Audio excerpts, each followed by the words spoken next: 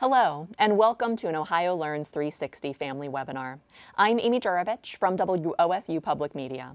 We're here today to discuss how to help children navigate stressful situations. When our children are having a difficult time, all a parent or caregiver wants to do is help make it all go away, to make it better. You fix a skinned knee with a Band-Aid and a kiss, but when your child is truly struggling with something in their life, what can a parent do? Joining us for our discussion is Janine Halloran, a licensed mental health counselor who has been working with children and their families for 20 years. Welcome, Janine. Thank you so much for having me, Amy. I'm excited to be here.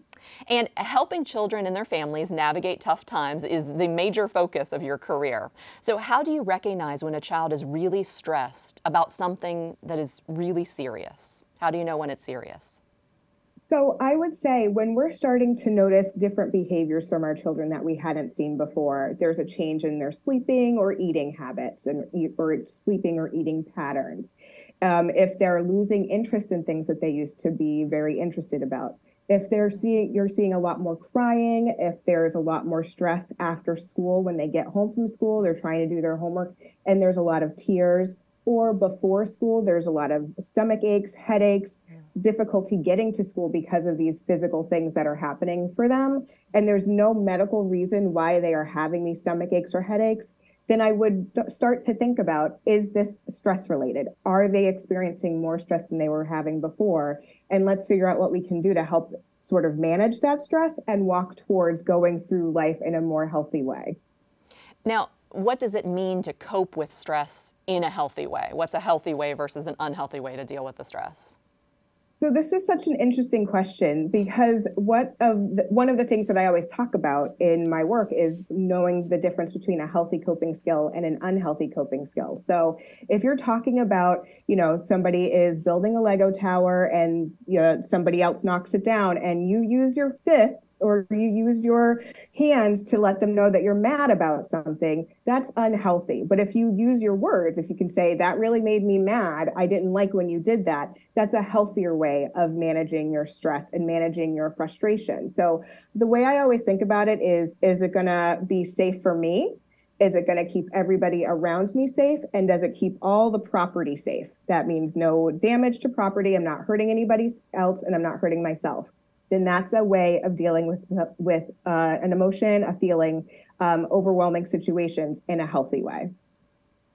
And we're going to talk about different tough times that children could be facing. We'll get to, there's tough times at school and then there's tough times at home, there's tough times in the world. But I did want to ask you about, the world is a tough place. It can be a tough place. We try to hide some of that from our children. But are you seeing children worrying more now than you did maybe 10 or 15 years ago? Is there more worry in their life? Absolutely. Since the beginning of my career, I have noticed an increase of significance with stress and anxiety. So I started working with kids over 20 years ago, and I knew about anxiety, and I had certain kids who I was working with who had anxiety, but it is nothing like I see today. And it was ramping up before COVID, and it just has increased exponentially since everything that happened with COVID. So absolutely, I am seeing more stress, more worry, more anxiety with children.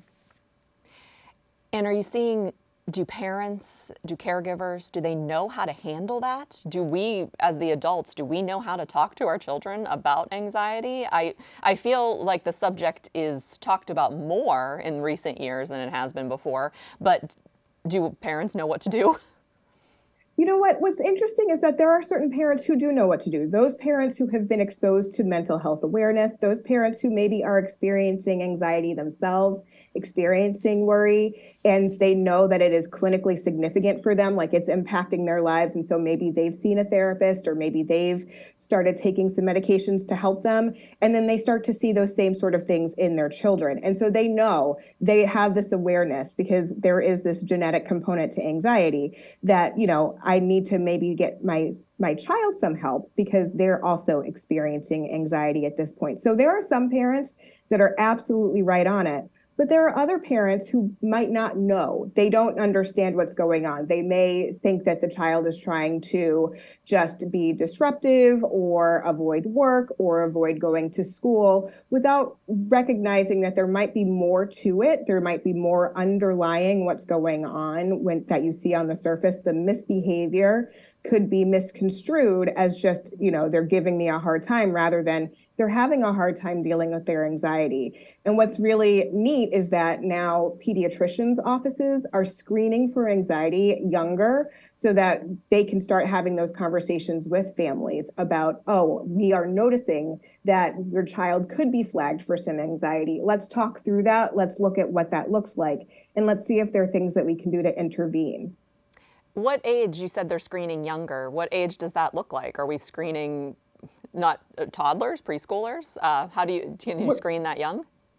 They're starting to screen around 8, 8 up. So before, I think it wasn't as common that you would screen actually for anxiety at a pediatrician's office.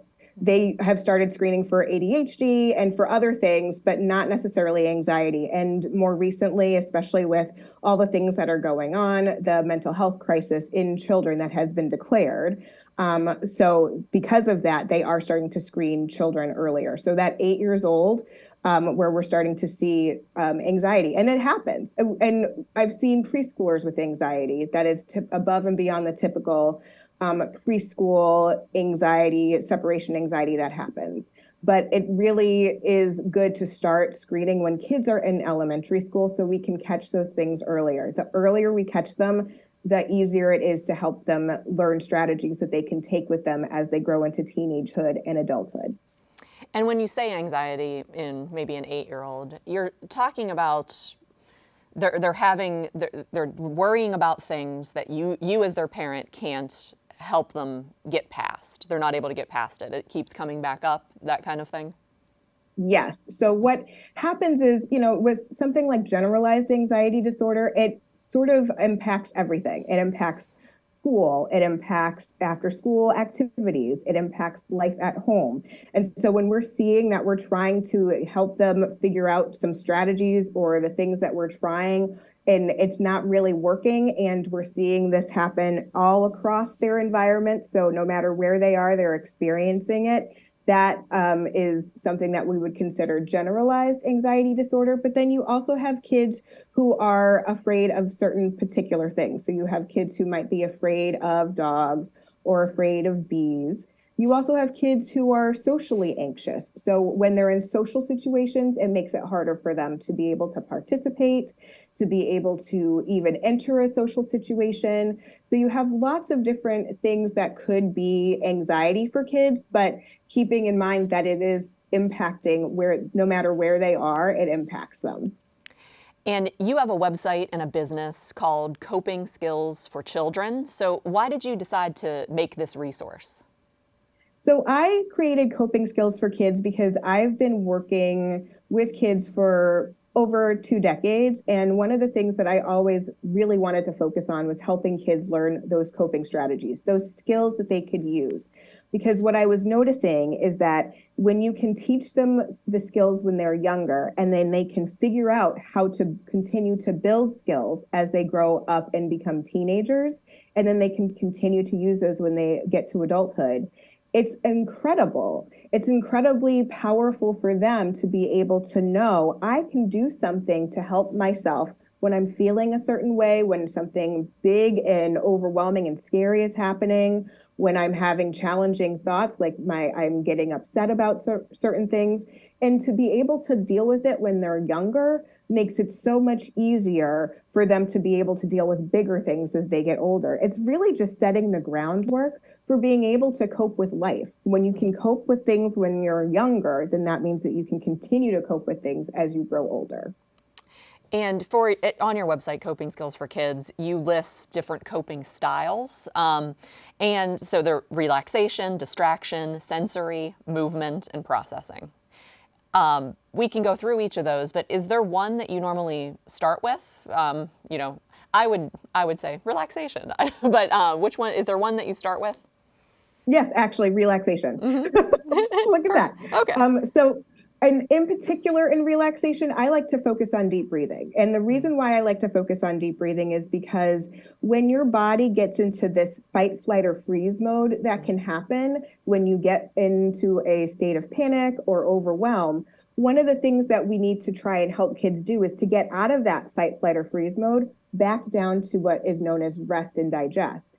And the best way to do that is by breathing. So it's almost like telling your body, it's time to get out of fight, flight, or freeze mode. Let's get back down to rest and digest. Because when you're normally just sitting around and relaxing, nothing is bothering you, your breathing is very deep. You're taking nice, deep breaths, you're relaxing. If you get into that fight, flight, or freeze, people tend to start to do shallow breathing. And so by taking deeper breaths, it helps our body know, okay, I need to get out of fight, flight, or freeze and back down to rest and digest. So I love starting with deep breathing. But a lot of times what happens when you tell kids to take a deep breath, they will start to hyperventilate. They'll breathe in, breathe really fast, or they'll breathe in and not breathe out.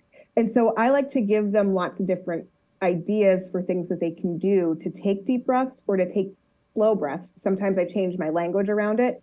So take slow breaths with me. Let's do this together.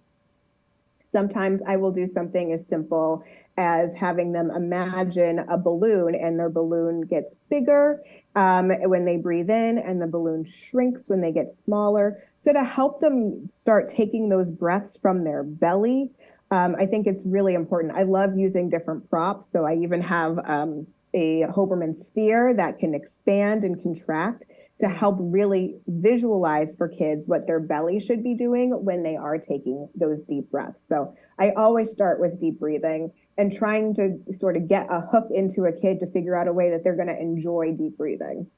Okay, and we can go through some of those other coping styles that you talked about, throughout our discussion. But I did want to ask you a question that families were able to submit questions in advance for our webinar guests. So we do have a question from Angela.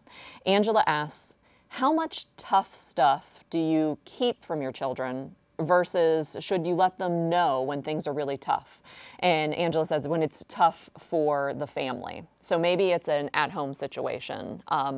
Something is happening at home. Maybe the parents are having a problem or there's a financial situation. What tough stuff at home do you talk to elementary school children about? So I would say, the younger the child, the less information they need to necessarily have, but they're picking up on the energy in the home, whether you know it or not. So to keep it as generalized as possible and saying, things might be a little bit challenging right now, but these are the things that we're going to do that are going to help us make sure that we are taking care of you, make sure that we are taking care of ourselves. Know that there might be something going on. You might notice that this is happening. You might notice that that is happening, but always reassuring, we love you, we care about you, and let's talk about what you're feeling. To be able to talk about how a child feels, that's actually a protective factor for them. So to be able to say, tell me what's going on. Why don't you share your feelings with me? Like, let's check in and do a feelings check-in and talk about how are you feeling today? Something even simpler that I like to do with younger kids, especially the elementary school age kids, is do a roses and thorns check-in. So you check in about the good things that are going on, you check in about the roses, and then you check in about the things that aren't so great, the thorns. So you can have them do that right off the bus. You can have them do that at bedtime. Those are some natural transition points, even at dinner time, if you're sitting all together, to be able to hear what they have to say and understand what's going on for them, because then you'll be able to actually know how much they've picked up on, and then you can respond from there. I think sometimes parents will jump in and try and give too much information, whereas a child might just have a question that is actually not what we think that they're going to have a question about. So it's actually good to get information from them and then tailor your message to what their concerns are. And the different ages, elementary school is 5 years old all the way up to 10 or 11 years old, depending on your fifth grader. There is more that, a fourth grader or a fifth grader can handle than a kindergartner, right? So if there is something tough going on at home and there's multiple siblings in the household, can you talk to one about it and in one way and another one in a different way? Should you? Can you can you tell the older sibling, you know, don't talk to your younger sibling about this, or like that has to be hard too. What would you It recommend is. there? Yeah. Yeah, absolutely. It is hard because you have to parent them each differently. And that's the thing. When you have siblings of different ages, you are going to parent them differently. If you have a teenager versus a fifth grader versus a kindergartner, and say your family is experiencing the start of a divorce or a separation, you're going to talk to those three different age kids about it in a different way. And that's okay. That's acceptable. And you shouldn't feel bad about that. You wouldn't say the same thing you would say to your kindergartner that you would say to your fifth grader, that you would say to your ninth grader. And that's okay. So just know that you can also use that sibling bond to be able to help support the littler ones. So yes, maybe your kindergarten brother or sister does not understand all the stuff that's going on, but what can you do to support your sibling as things are going on? Let's make sure that you're playing or reading with them or watching TV with them. So really working on helping the older kids support the younger kids in ways that are kid appropriate, in ways that are really based on play and fun, and having a time where they can connect to each other to support each other. So does that lead into another one of the coping strategies? The second one on your list was distraction. Yeah. Now, can you explain distraction a little bit? Because you don't want to ignore, you know, if there's a lot of fighting happening in the home and the parents aren't getting along, or there's financial troubles and both parents are just trying to deal with it, you don't want to ignore it, right? But explain distraction. Sure, absolutely. So what the thing I think about when I think about distraction is it's playful, fun activities. And it is not meant to suppress or ignore or deny what's going on around you. That's not healthy. That's going to lead to problems. It's going to lead to difficulties in problem solving, difficulties managing your feelings when you are ignoring something or suppressing something or denying something. No, we need to acknowledge it. But sometimes what will happen is kids will get stuck in a loop. This happens for adults too, but I've seen it mostly with kids because that's who I work with. So you get stuck in this loop of maybe you're anxious about somebody being sick, and you've talked through it, you figured it all out, like as much as you can, and there's a point where there's actually not anything else you can do, but you sort of start at the top of the spiral again. And to help kids break out of that spiral, to give their brains a break, it's really helpful for them to be able to play and to have fun. And play is actually a natural stress reliever for kids. Open-ended play, having kids have playtime. It's not frivolous and it's not like pointless time. It's actually really re-energizing time, recharging time for them.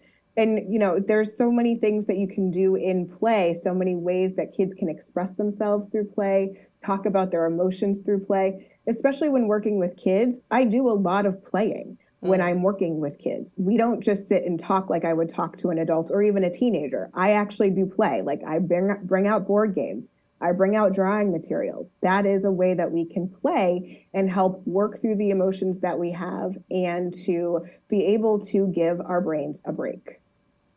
And here's another question that we have that was asked in advance. Becky is asking, when bad things happen and it's all over the news, like a school shooting, for example, how much detail should you give your child? Should you avoid talking about it unless they ask about it? So from my opinion, I think we don't need to talk as much about it. And I don't like the idea of having to expose our kids over and over and over to the different traumas that are occurring. I think there's a bigger issue happening, but I think when I want to be as protective as I possibly can to my children and protect them so that they're not hearing about it constantly and worrying about it constantly. Now, here's the thing. They will have drills at school. And so that can be kind of traumatic for them if they are hearing about the other shootings that are happening. And, I think it's really helpful to be as protective as we can and to tell them about the things that we can do, the things that we do have control over, to be able to give them some locus of control back. Because it's overwhelming. And sometimes the news is too much, especially for our elementary school kids. They're little. And You don't necessarily need to be talking about it. Middle school, high school kids, sometimes they will end up talking about it at school. But elementary school kids, we don't need to be continually talking about it. That's an adult problem that we need to solve. So you can tell me if I handled this properly. So I have a fourth grader and a kindergartner, and we were driving home, and my daughter asked me, "Why is the flag outside of the school at half staff?" Right? And I said, and I wasn't prepared to have the full-on conversation with her, especially because my 5-year-old was in the car too, right? So I said, something very sad happened, and they put the flag at half staff to show that we feel sorry for the sad thing that happened. So did I handle that correctly? Perfect. Okay. Absolutely perfect. And it's okay. Here's the thing. Kids will ask you questions and you are not prepared to answer them. Like that is I was not prepared at that moment. We had 10 minutes to get to our next activity, and I was like, "Oh, yes, the flag is at half staff. You were very observant." Right. Yeah. Exactly. Yes. Right. So it's one of those things where, you have to sort of it's okay if you're unable to answer, and you can just say something like, I don't think we should necessarily talk about that right now. Let's come back to that. You can always do that. You know where they live. You can go back to them. And I will say, like, for my own 2 children, so I have a middle schooler and a high schooler. My high schooler talked about it because they were in high school. They're like, it's all over the news. They all have phones. They're all like, they're seeing it. They're probably seeing it real time. Because they're on their phones in school. Whereas my middle schooler, they didn't talk about it at all, which I was sort of surprised at. But they actually did a wonderful thing. They were actually going to do a lockdown drill, and they postponed it for a week because it was just too close. And it wasn't necessarily for the kids. I think it was more for the adults. And I'm thankful for that. But it's one of those things. You don't have to answer the question right there, right then. You can say, it's okay, let's take a pause on this, let's come back to that. So you can get your brain together about it, because it's overwhelming for us. It's stressful for us. It's traumatizing for us. So in that aspect, to come back to it later, can you connect it to those drills? Because my kindergartner would know, like, we have these drills, but maybe he doesn't need to know exactly what happened. But then my 4th grader, who is a little more emotionally intelligent, you can tell her what happened, maybe at a top level? What do you think? Yeah, at a top level, absolutely. Like, this is something else that happened. This is something that the adults really need to be paying attention to and figuring out, because this is not okay. Right. What about other stressful situations that they would see in the news that might cause some worry and stress? Something like a tornado hitting somewhere, or there being a really bad flood. How do you help them understand and cope with that? I would say one of the things that I always think about is I think it was Mr. Rogers who always said, look for the helpers. Yes. Look for the people who are, the firefighters, the EMTs, all the people who are going out there and supporting and helping, and give them your good energy. And if there's a way that we can help, to be able to, if you can send supplies, if you can donate money, if you can draw cards, whatever way. If a child feels really drawn to a certain situation, like somebody is experiencing, a hurricane or tornado, something like that, especially if it's, close to you, to be able to do something about it, to be able to donate something, to be able to give your time, talent, and energy to it, whatever it's going to be, so that the child can feel like, I do have a way that I can positively impact, even if it's tiny, even if it's small, I can have a positive impact in this. And I can help and support them. And I would hope that they would do the same for me if I were in this situation. Now, talking about these heavy things, a tornado, a flood, a hurricane hitting somewhere, them seeing just glimpses of it, because, hopefully younger kids aren't watching the news steadily. But does that, I'm trying to look at your list of coping styles. Does that go into one of them, maybe the processing? Can you explain the processing coping style?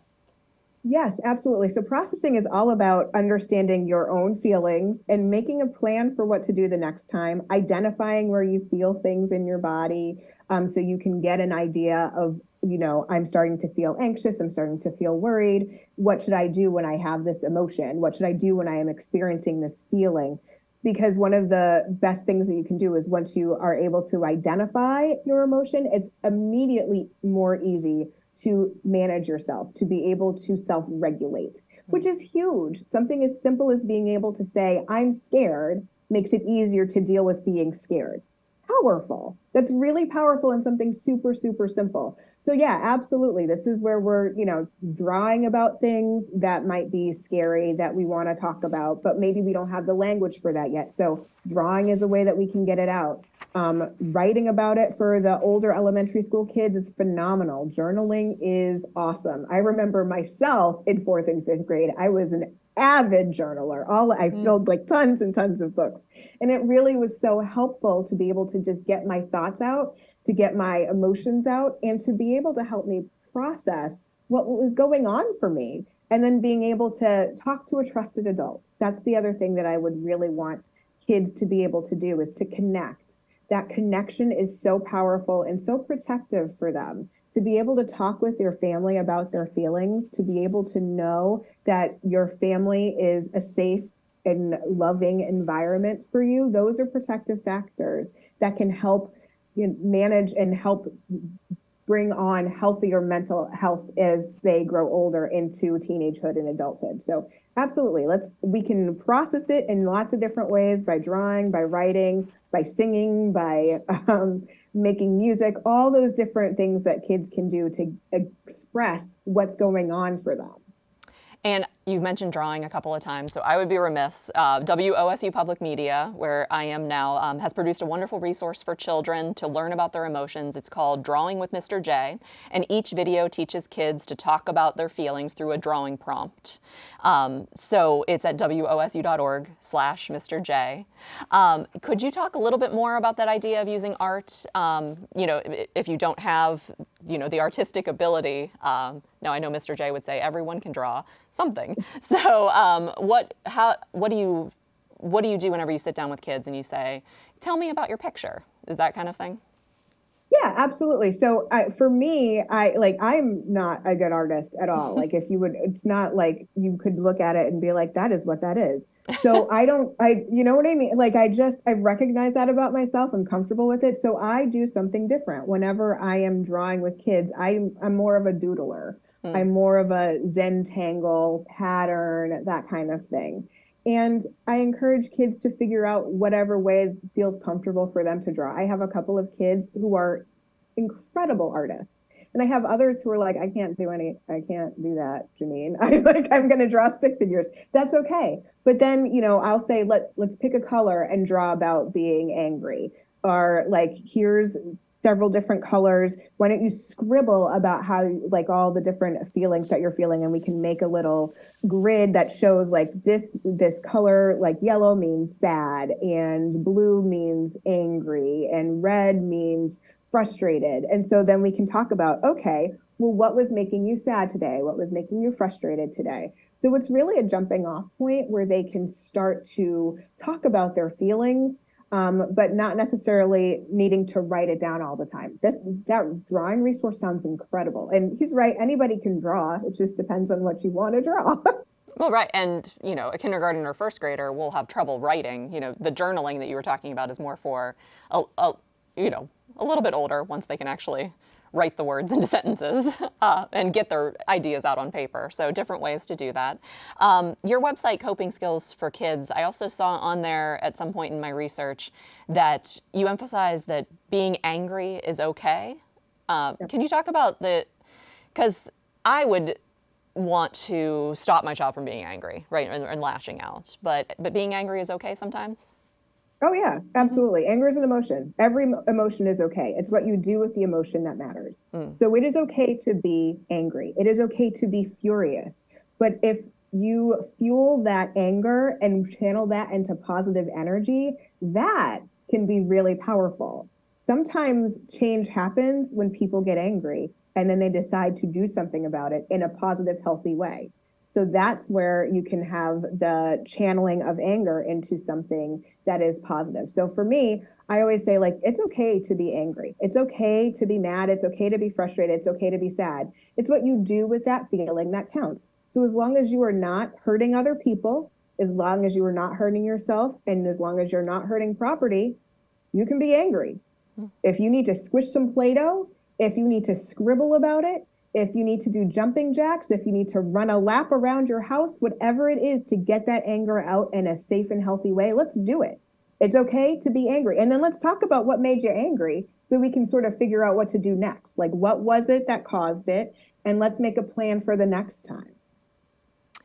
And we do have another question that was submitted in advance. Jessica asks, how do parents talk to children about a relative or a pet that passes away? Oh, this is so hard. So I had 2 pets die when my kids were in elementary school. And one of the things that I did was, we talked about, they lived a good life and now they've moved on. Let's try and figure out some ways that we can recall good memories and good times we had with them. So when our kids were in kindergarten and 2nd grade, they had fish die. And so we drew pictures and we had a little service about that. And that's how we were able to sort of process through like all the emotions that were happening. Those were their first pets. So that was a really big deal. So we did a lot of like talking and drawing, but we didn't have a lot of pictures of those pets because they were still too little. Then we had guinea pigs and one of them died. And so what we did was we had more pictures and videos of the guinea pigs. So we made like a little book. We actually had his ashes. So we had another little memorial service. And it's a way that, it's part of life. And this is a way that we can grieve. And it's okay to grieve. And it's okay to be sad. It's okay to be sad and to cry and to be upset. And let's remember the good times that we had. And it's okay. Let's sit and let's cry together. And then, once that time has passed, let's try and do something that will help us feel a little bit better. So maybe we'll have a cup of tea. Maybe we'll go for a walk. Maybe we'll look at some pictures and remember the things that they did that made us laugh and feel silly. And, to go a little deeper, so you were referencing pets in that answer, but what if there was someone who they're really close to, a family member, maybe a grandparent who passes away? How do you take that, what you just talked about, to the level of, this person that's not there anymore? Absolutely. It's really similar in a way to that because pets can feel like very close, like their pets can be such an emotional bond for certain kids. But for a family member, it would be very similar to what I just explained. You talk about the things that happened. You have a service if they are able to go to it and participate, and that feels like it's going to work out for everybody. I think there's something to be said for being able to participate in that ritual, whatever the ritual is for your family and your culture, to be able to have that sort of ending and seeing people being able to talk about the good times, to be sad, and then to celebrate life. And if it's somebody that they were very close to, absolutely, they should make a book. They should make a slideshow. They should have some sort of way that if they want to be able to look back on those memories, they can do so. So writing about it or having help to create a book so they can maybe pick out the pictures and then have an adult write the words that they want to say, to be able to have those memories and to not stop talking about the person, to be able to be okay with talking about, oh, remember this funny memory, or remember this situation, or remember how that person made you feel, to be able to continue to talk about them. You don't have to stop talking about them. They are still part of your life. They were still part of your life. So you don't have to forget them. You can continue to have them live on through your stories. And we do have one more question that was submitted in advance. Kim is asking, what if you have done everything you can think of to help deal with the stress that your child has, but it doesn't seem to be helping? What is the next best strategy? So I think what Kim is getting at is maybe seeking outside help, right? Yeah, absolutely. So I would say there are a few different places you can go when you want to get extra help. So you can I would start actually at the school and figure out what's happening and what they're seeing at the school. And hopefully there should be a mental health professional in the building as well. And you can talk with them as well, and talking to see about getting the child some support in school, whether that's through a group, whether that's through some individual meetings, to get support there, to understand what's happening at school. You want to make sure that you understand all the aspects of what's going on in your child's life, not just what you're seeing at home, but what other adults are seeing. So if they're super into participating in after school activities, I check in with those leaders as well, like check in with the coaches, check in with anybody, dance instructors, whoever it is, to see what they're noticing and they're seeing. So checking in with the school. Then I would check in with the pediatrician, making sure that you check in and see what they're noticing, and to get their opinions about what might be a good next step to take. And then other things that you can do, I would also, it sounds kind of weird, but you can actually also look at your insurance company if you have medical insurance, to look and see what kind of supports you can get in terms of behavioral health, so that you can get some support that is covered under your health insurance.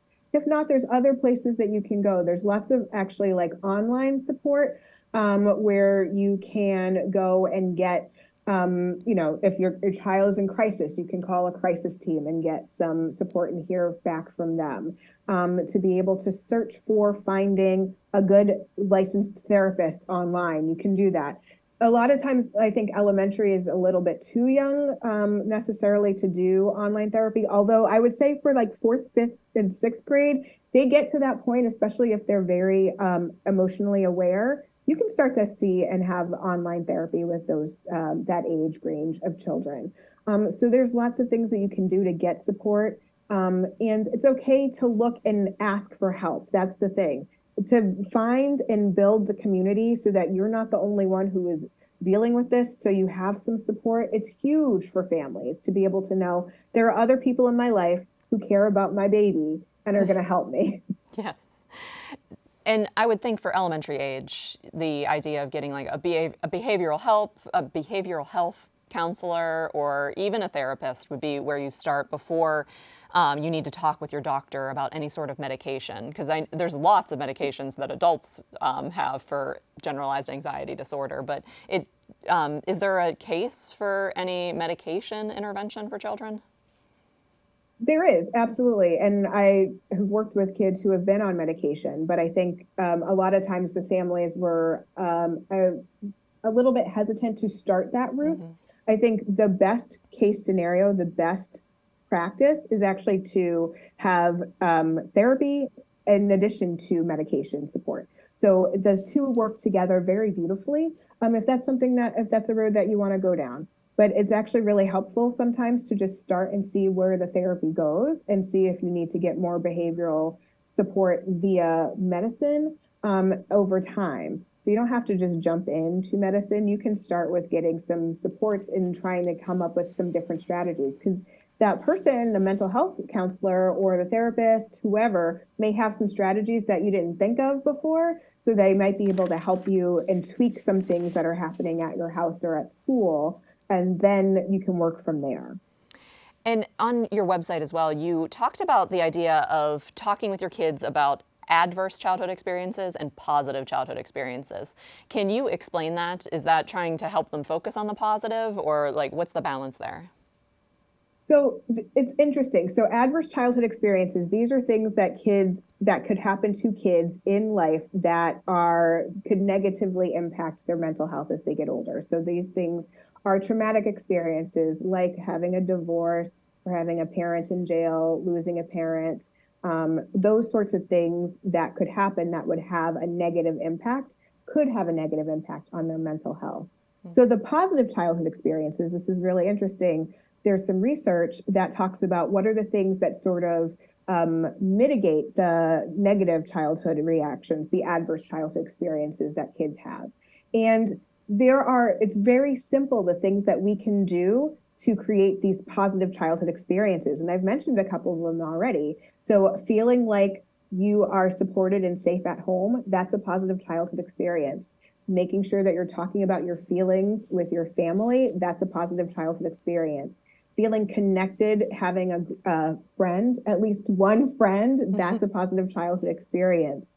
having at least two non-parent adults who care about you, who genuinely care.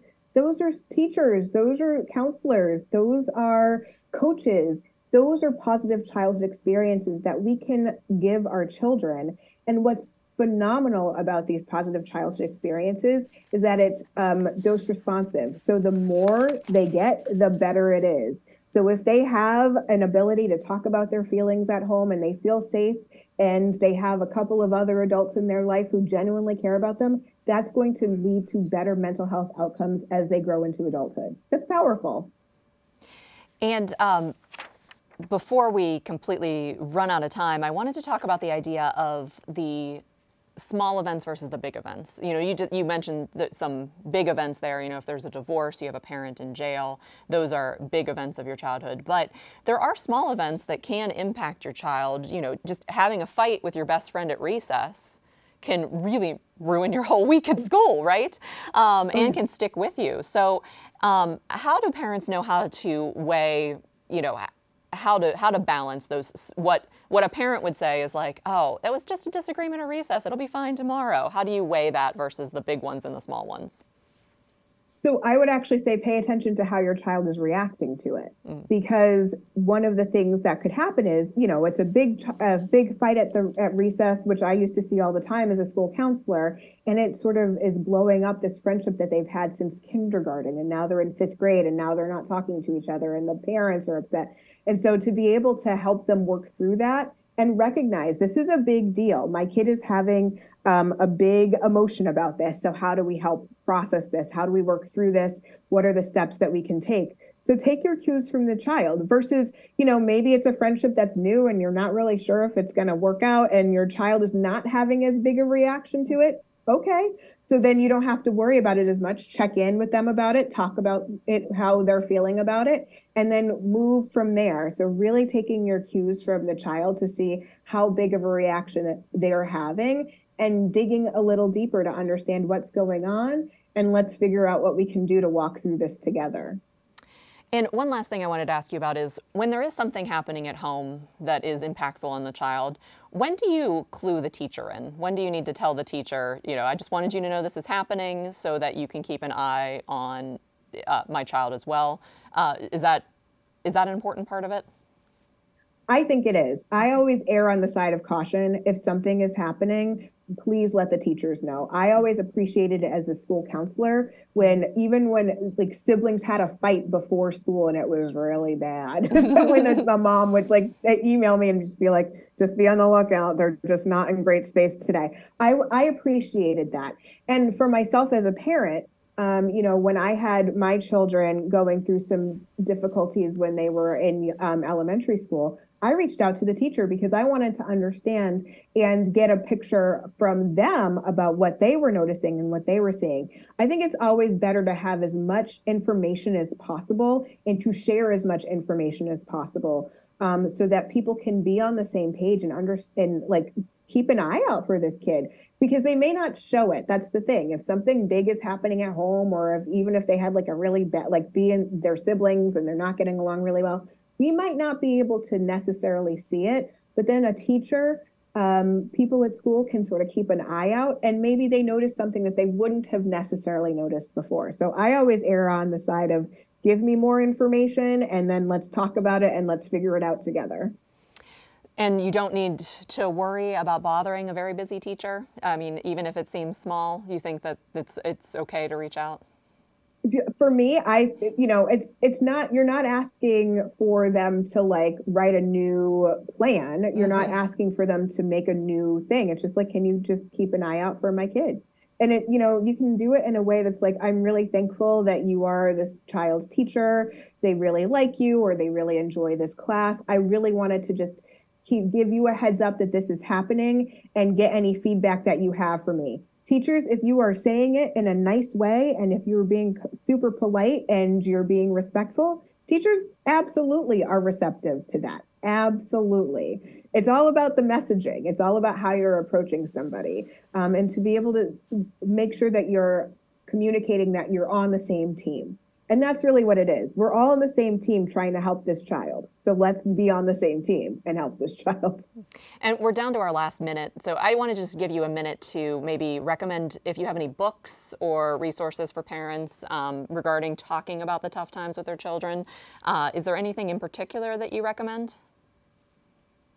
In terms of tough times that kids are having, so I actually have my own book called Coping Skills for Kids. It's the Coping Skills for Kids workbook, and it actually has a lot of different strategies that you can talk with kids about to give them ideas of things that they can do. So I like to be able to offer that for people. There are lots of other great books out there. If your child is struggling with particular types of worries, there's a great series by Dawn Hebner, Dr. Dawn. She talks all about anxiety and worry. She's got some great books for elementary school kids and that tween age as well, talking about anxiety. So I love her work as well for elementary school kids. Okay, and tell us your website one more time. It's Sure. CopingSkillsForKids.com. okay. Well, wonderful.